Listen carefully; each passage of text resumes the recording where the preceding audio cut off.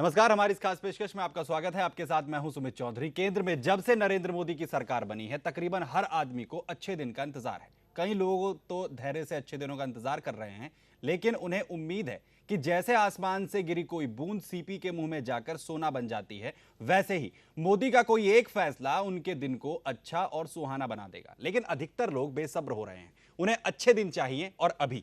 ऐसे लोगों को कौन समझाए कि अच्छे दिन आते नहीं हैं, महसूस किए जाते हैं। कारोबारी से लेकर उद्योगपति तक अपने उत्पादों और सेवाओं के दाम बढ़ा देते हैं, लेकिन जिस बहाने से वो अपने उत्पादों का दाम बढ़ाते हैं और सेवाएं महंगी करते हैं, उनका दाम घटने पर भी वो अपने दाम नहीं घटाते। आजकल हर इंसान की जुबान पर महंगाई शब्द है। सरकार की भी चिंता का विषय यही है।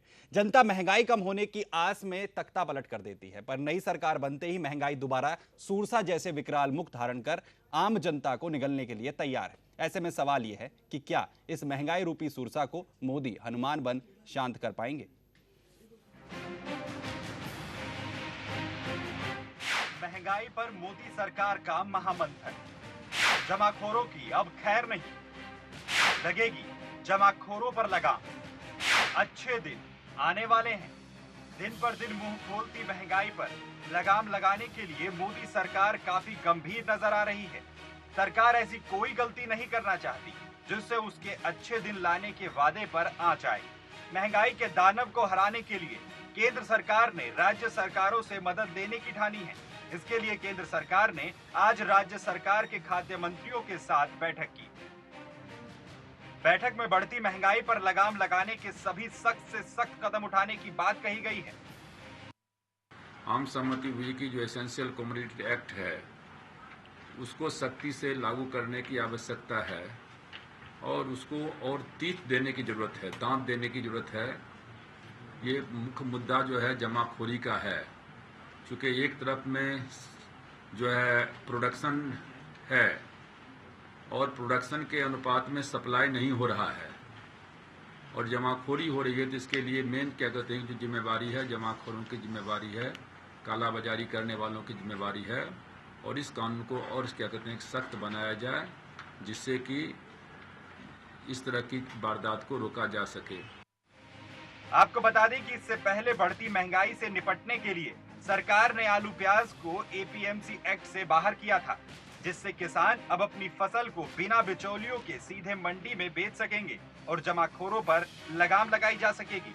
वित्त मंत्री अरुण जेटली का कहना है कि चंद लोग कम बारिश की संभावनाओं की वजह से जमाखोरी करने लगते हैं, जिस कारण महंगाई बढ़ती है। पहली फसल रबी की आ चुकी है बाजार में, अक्टूबर तक दूसरी आएगी, उसको ठहरने में थोड़ा समय लगेगा और इसलिए इस इंटरमिटेंट जो अवधि है उस अवधि के दौरान जो लोग जमाखोरी करते हैं कि बाद में थोड़ा महंगी बिकेगी, उसको जमाखोरी करके इकट्ठा कर लेते हैं।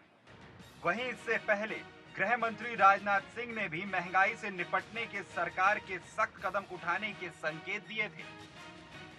आलू, प्याज आदि वस्तुओं की स्टॉक लिमिट भी सुनिश्चित की जानी चाहिए। कहीं पर किसी प्रकार की कोई होर्डिंग न होने पाए, यह इंश्योर करने के लिए पहले ही मैंने कहा था कि जहां आवश्यक हो वहां पर रेड किया जाना चाहिए, छापे डाले जाने चाहिए। आपको जानकर आश्चर्य होगा कि केवल 1 जुलाई को ही 540 स्थानों पर छापे डाले गए, जबकि पिछले 1 महीनों में यह होर्डिंग न होने पाए 1082 स्थानों पर रेड की जा चुकी है। सरकार के इन कदमों से जाहिर है कि सरकार महंगाई को किसी भी तरीके से हल्के में लेने के मूड में नहीं है। लेकिन सवाल उठता है, पिछले अपने 1 महीने के कार्यकाल में जो कड़वी दवाई मोदी सरकार ने अपने फैसले से जनता को दी है, उससे अच्छे दिन कैसे आएंगे? Bureau report, Sudarshan news. जमाखोरों पर पूरी तरीके से लगाम लगाने की बात की जा रही है और सरकार की तरफ से जो तमाम बातें अब तक सामने आई हैं, उन तमाम मंत्रियों का यही कहना है। खाद्य मंत्री रामविलास पासवान और खाद्यदात अरुण जेटली की अगर बात की जाए, मुख्य मुद्दा है जमाखोरी का। इसे रोक लिया तो महंगाई रुक जाएगी। इस मसले पर चर्चा करने के लिए मेरे साथ 2 खास मेहमान मौजूद हैं। अशोक गोयल साहब हैं बीजेपी की तरफ से और साथ ही साथ पीके चौबे साहब इकोनॉमिक्स हैं, अर्थशास्त्री हैं। उनसे जानेंगे आखिर वास्तव में महंगाई इस तरीके के जो हालात पैदा हो रहे हैं उसमें उनका क्या कारण है, जिस तरीके से यहाँ पर पूरी तरीके से मोदी सरकार का जो दावा है कि जमाखोरी जो है मुख्य मुद्दा बना है।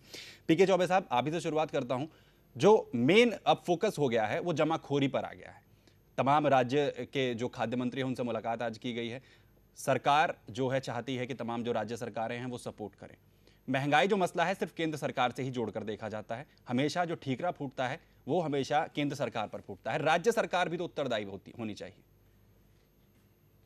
निश्चित रूप से ख़ास तौर से जब हम एग्रीकल्चर से जुड़ी हुई चीज़ों की बात करते हैं तो जिम्मेदारी तो राज्य सरकारों की है बिल्कुल कि राज्य सरकार उनके खाद्यान्नों में बढ़ोतरी करने के लिए प्रयास करें।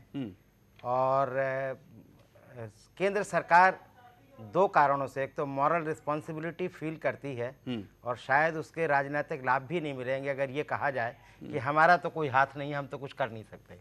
तो शायद उनको भी ये जिम्मेदारी लेनी पड़ेगी और जो कुछ वो प्रयास कर सकते हैं वो करने पड़ेंगे। लेकिन इम्प्लीमेंटेशन की स्टेज तो होती है राज्य सरकारों के पास। रही आंकड़ों की बात, तो ये महत्वपूर्ण बात ये है कि जो आंकड़े हमें WPI के बताते हैं कि थोड़ी सी महंगाई बढ़ी है मई के महीने में, और CPI के आंकड़े बताते हैं हल्की सी गिरी है, 8.59 से 8.29 हुई है, जो लेटेस्ट इंफॉर्मेशन आपको इंडेक्स के आधार पर मिलती है। तो कामयाबी दिख रही है। समझते हैं कि एक एजुकेशन की ज़रूरत है कि हमें प्राइस के स्तर को देखने की ज़रूरत है। जब हम इन्फ्लेशन की बात करते हैं तो पिछले साल के उसी महीने से कंपैरिजन करके नंबर दिया जाता है, और जब वो नंबर निकाला जाता है तो पिछले साल क्या था ये महत्वपूर्ण हो जाता है। तो पिछले साल के ट्रेंड से इस साल के ट्रेंड को जब आप कंपैरिजन करते हैं तो निश्चित रूप से हर बार आपको 8-9% बढ़ा हुआ है दिखाई देगा, मार्जिनल डिफरेंस दिखाई दे अलग बात है, क्योंकि वो स्तर चेंज हो चुका है।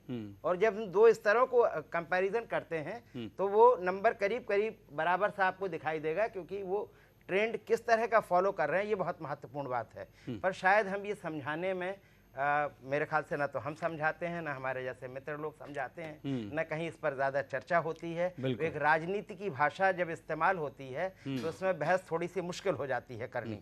लेकिन महत्वपूर्ण बात यह है कि अगर ये जो APMC एक्ट स्टेट्स के पास हैं, जिस उद्देश्य से वो बनाए गए थे उन उद्देश्यों को उन्होंने पूरा नहीं किया है।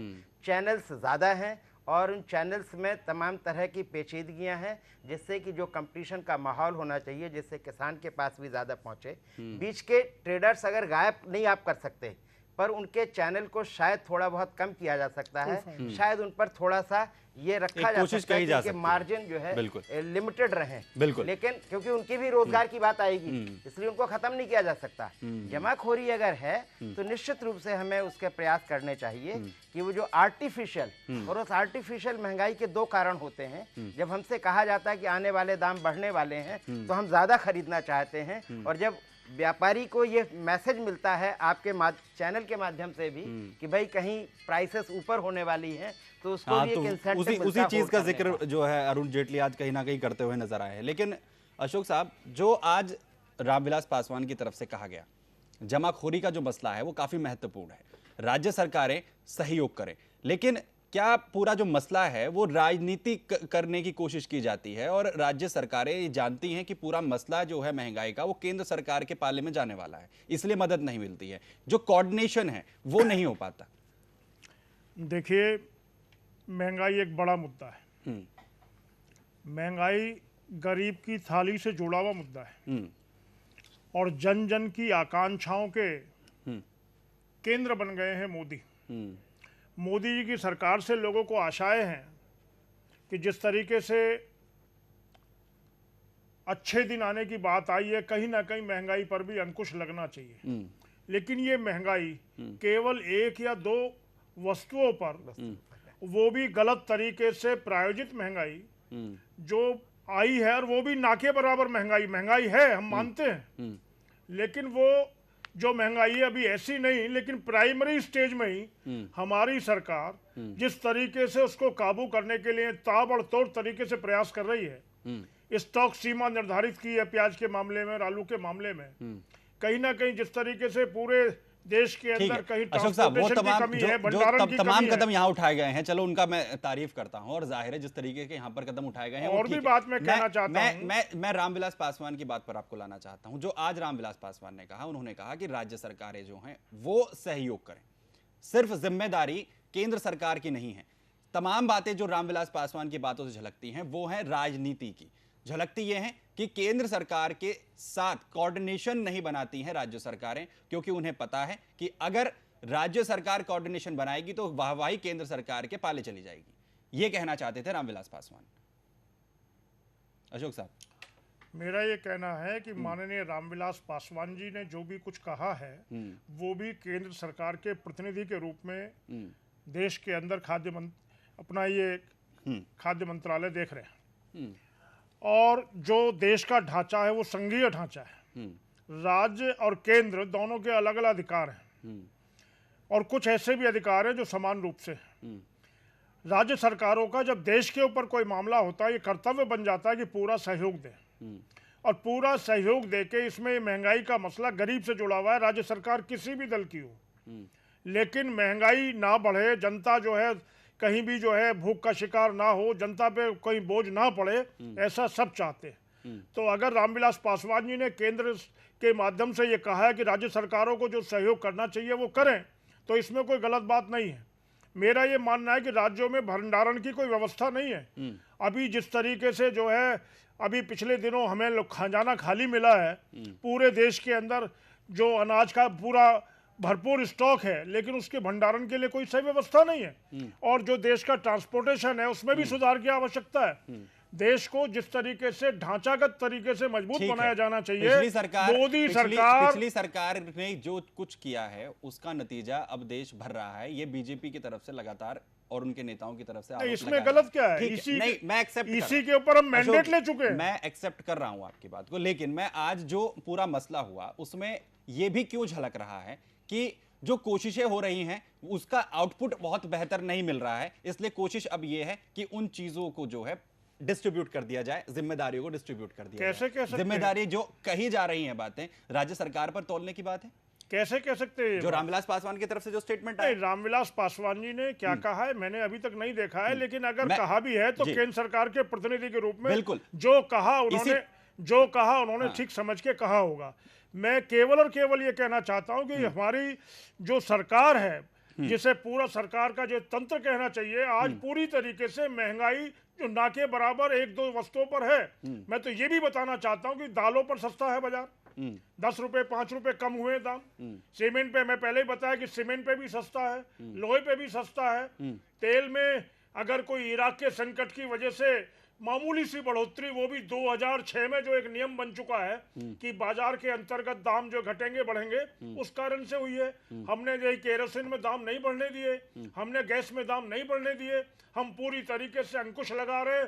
अगर कहीं गलत ढंग से लोग देशद्रोह करके जमाखोरी करने की अगर बात कर रहे हैं, तो हमने स्टॉक सीमा निर्धारित की है। लेकिन आज तो पूरी सिफारिश की गई है 5 रुपए केरोसिन में बढ़ाया जाए, वो तो शुरुआत तो हो चुकी है। नहीं, कोई सिफारिश सरकार ने नहीं की है। हमारी सरकार ने कोई, वो सब गलत प्रोपेगेंडा है और कांग्रेस ने प्रोपेगेंडा की राजनीति हमेशा से की है और अभी भी जो मीडिया के माध्यम से, और मैं समझ सकता हूं कि मीडिया को देश को सच बताना चाहिए कि आज वास्तव में केंद्र सरकार जो 1 महीना और 3, 4, 5 दिन हुए होंगे किस तरीके से किन समस्याओं से जूझ रही है, उसके बावजूद भी इस देश को एक स्वावलंबन, इस देश को स्वाभिमान देने का जो प्रयास मोदी जी कर रहे हैं, वो झलकता है कि आज जाके जम्मू कश्मीर में जवानों का मनोबल उन्होंने बढ़ाया है। मैं महंगाई पे आता हूं, बताइए। बिल्कुल चौबे साहब, जो यहाँ पर कोऑर्डिनेशन की बात की है रामविलास पासवान ने, ये किस टेक्निक के तहत होगा? कैसे ही कोऑर्डिनेशन बनाया जाएगा? राज्य सरकारें क्यों मदद नहीं करती हैं? पहला सवाल मेरा ये है। और दूसरा, अगर मदद चाहती है केंद्र सरकार तो उसकी प्लानिंग क्या होनी चाहिए? देखिए, राजनीति से मैं थोड़ा सा अलग हट करके बात, टेक्निकल पॉइंट्स अगर आप बता सकें। टेक्निकल पॉइंट से कहना चाहता हूं कि प्राइमरी जो रिस्पॉन्सिबिलिटी है वो राज्य सरकारों की है, सहयोग देने की बात केंद्र सरकार की है। और जहां पर केंद्र सरकार, जैसे कि डीजल और गैस जहां जहां इस्तेमाल होनी है, खासतौर से डीजल जो इस्तेमाल होता है ट्रांसपोर्टेशन के लिए और उसमें बढ़ोतरी होने की संभावनाएं हैं, तो वहां पर आप रोक सकते हैं, क्योंकि वो मैकेनिज्म आपके पास है होल्ड करने का, विदहोल्ड करने का, रोकने का, बढ़ाने का। वो फार्मूला ज़रूर उसमें एक है जो बढ़ाना चाहिए, लेकिन मेरे कहने का होल्ड करने का थोड़ी सी गुंजाइश है। लेकिन दूसरी जगह आपको होल्ड करने की गुंजाइश नहीं है, वहाँ पर सारी इम्प्लीमेंटेशन एजेंसी अगर कहीं है तो वो स्टेट गवर्नमेंट की है। अगर जैसे आप कह रहे हैं कि भाई उन्होंने रेड किए, रेड आखिर दिल्ली सरकार ने किए, केंद्र सरकार ने रेड नहीं किए, क्योंकि ये जो इम्प्लीमेंटेशन की एजेंसीज हैं वो हमारी केवल in aid of civil authorities in the state, centre मदद करता है लेकिन सेंटर उनको पूरी तरह से इम्प्लीमेंट नहीं करता। और जहाँ तक महंगाई की बात है, हमने भी थोड़ा संकेत किया था, आपने भी कहा कि एक्चुअली जब हम कंपैरिजन पिछले प्राइसेस से करेंगे तो लगेगा कि चीज़ें बढ़ गई हैं, लेकिन सच ये है कि जो हमारा इंडेक्स है वो स्टेबल है, वो बहुत ज़्यादा चेंज नहीं हुआ है। इसलिए ज़्यादातर लोग जो डेमोन्स्ट्रेशन कर रहे हैं वो डेमोन्स्ट्रेशन करने वाले वो लोग नहीं हैं जो राजनीति से बाहर हैं, वो लोग वो हैं जो राजनीति से जुड़े हुए हैं। पहली बात महत्वपूर्ण ये है। और जो हमने कहा कि भाई ये डीजल की कीमतें धीरे धीरे करके पिछले सरकार के ज़माने से नए, चूंकि ये मार्केट मैकेनिज्म को मानने वाली मनमोहन सिंह भी थे और ये जो प्रेजेंट सरकार है वो भी है। कांग्रेस के अंदर एक दूसरा तबका था जो सब जगह वोट बैंक पैदा कर रहा था, छोटे छोटे से वोट बैंक पैदा कर रहा था। वो एम्प्लॉयमेंट देने की जगह, ग्रोथ बढ़ाने की जगह वो एक दूसरा हिस्सा, यानी वहां पर भी दो वर्ग थे, ए और बी, और बी वर्ग कुछ दायां हाथ और बाएं हाथ के काम अलग अलग थे। तो उनकी असफलता का एक बहुत बड़ा कारण ये भी था। पर हमारी समझ ये है कि अगर हम ग्रोथ कर पाते हैं, उत्पादन ज़्यादा कर पाते हैं, एम्प्लॉयमेंट दे पाते हैं, तो महंगाई अपने ऑटोमेटिकली उसी स्तर पर रुकी रहेगी। इंडेक्स अगर नहीं बढ़ेगा तो हमारी जो पिंचिंग की फीलिंग है वो हमारी कम होने लगेगी। तो हमारे ख्याल से ये सबसे महत्वपूर्ण है कि लंबे हम इन्फ्लेशन छोटे जो है शॉर्ट टर्म फिनोमिनन होती है, लॉन्ग टर्म फिनोमिनन के बारे में हम सोचें और सरकार को कुछ तो कदम उठाने पड़ेंगे, नहीं तो पॉपुलैरिटी लूज करती है। पर बड़े कदम जिनसे कि रोजगार का सृजन होता है, जिससे कि उत्पादन बढ़ता है, उन व्यवस्थाओं की तरफ ज़्यादा ध्यान देना चाहिए। और वो शायद दे भी रहे हैं पर उसको फोकस करने का ये समय नहीं है, क्योंकि जो आपके सामने इश्यूज फेंके जाते हैं बाजार में, उन इश्यूज को एड्रेस करने की ज़रूरत हो जाती है, उन पर बोलने की ज़रूरत हो जाती है। पर मेरे ख्याल से जो थोड़े से कदम उठाने की ज़रूरत है, ख़ासतौर से जमाखोरी को लेकर के, वो नॉर्मल कोर्स में भी नहीं होना चाहिए। और शायद ये हमें एक एजुकेशन देने की भी ज़रूरत है कि हम लिबरल हैं, आपके ऊपर बंधन नहीं लगाना चाहते, पर अगर आप उस बंधन का फ़ायदा उठाना, बंधन न लगने का फ़ायदा उठाना चाहते हैं तो निश्चित रूप से जिन कदमों की ज़रूरत पड़ेगी वो कदम उठाए जाएं। अशोक साहब, परंपरागत व्यापारी जमाखोरी नहीं करता। जो जमाखोरी करते हैं वो देश के साथ द्रोह कर रहे हैं, उनको किसी भी प्रकार से क्षमा नहीं किया जाना चाहिए। लेकिन ये निश्चित रूप से समझना चाहिए कि आवश्यक वस्तुएं इस देश के अंदर बहुत पर्याप्त हैं, कोई किसी तरह की कमी नहीं है, जैसा कि बार बार हमारे विभिन्न मंत्रालयों के द्वारा कहा गया है। माननीय वित्त मंत्री जी ने साफ तौर पे कहा है। और जब ये चीजें पर्याप्त मात्रा में हैं और महंगाई कहीं कृत्रिम कारणों से आती है तो उसके खिलाफ बड़े से बड़ी कार्रवाई होनी चाहिए और उसमें राज्य सरकार की भी भूमिका तय होनी चाहिए।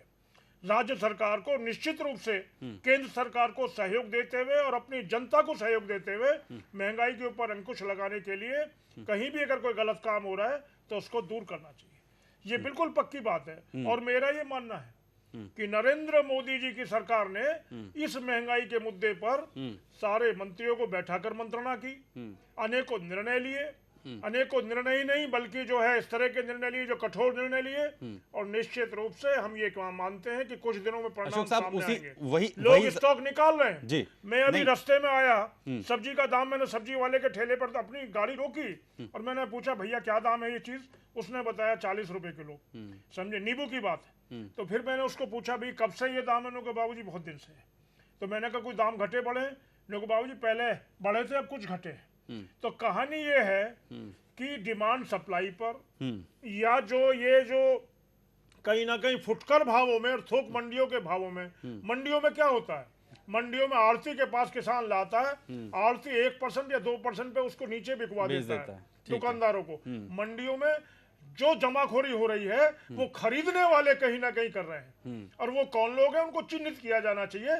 लेकिन ये सरकार ने अच्छा किया है कि स्टॉक सीमा निर्धारित कर दी है, क्योंकि उसके बाद में आदमी खुद चिंतित होगा, अगर ज्यादा स्टॉक है तो निकालो इसको। जी। तो निश्चित रूप से ये हमारी सरकार का अच्छा कदम है, और ये मोदी सरकार देश की जनता के लिए पूरी तरीके से समर्पण भाव से प्रत्येक क्षेत्र में आगे बढ़ रही है। चौबे साहब, ऐसा सभी देख रहे हैं। जो कदम यहाँ पर उठाए जा रहे हैं, जमाखोरी की बार बार बात की जा रही है, क्या सिर्फ टेक्निकल पॉइंट जमाखोरी पर ही आके रुक जाता है? क्या सिर्फ जमाखोरी ही जिम्मेदार है, या बाकी जो कारण है वो कौन किस तरीके से इंप्लीमेंट करते हैं?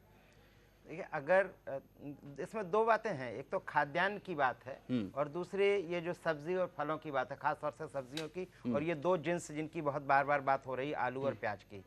तो जहाँ तक खाद्यान्न है, खाद्यान्न का भंडार तो केंद्रीय सरकार के पास होता है, एफसीआई के माध्यम से उनके पास है, और उसको वो बाजार में ला करके प्राइसेस को चेंज कर सकते हैं, स्टेबलाइज कर सकते हैं। हालांकि ये गलती बहुत बड़ी वो करते हैं कि जो एपीएल का गेहूं है उसकी कीमत, बीपीएल की कीमत ठीक है 2-3 रुपए के आसपास होती है, उसको आपको कांस्टेंट रखना है क्योंकि थाली में भोजन पहुंचना जरूरी है।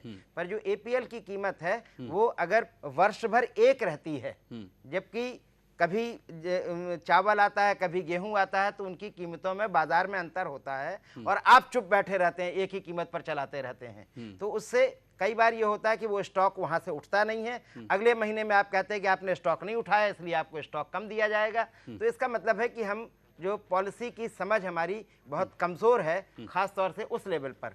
तो वो तो आपके पास स्टॉक क्यों इतना ज्यादा है, सुप्रीम कोर्ट ने पूछा कि आपके पास स्टॉक इतना है और लोगों को आप दे नहीं पा रहे हैं, तो वो कहते हैं कि भाई हम दे नहीं सकते। मतलब उनके जो मैनेजमेंट का सिस्टम है बहुत लचर है, वीक है, और वही इतना ज्यादा स्टॉक उन्होंने अब तक इकट्ठा किया, वो क्यों किया था, और उससे जो महंगाई आई है उसका पता नहीं चला, क्योंकि अगर बाजार में आ जाता तो उसका असर पड़ता।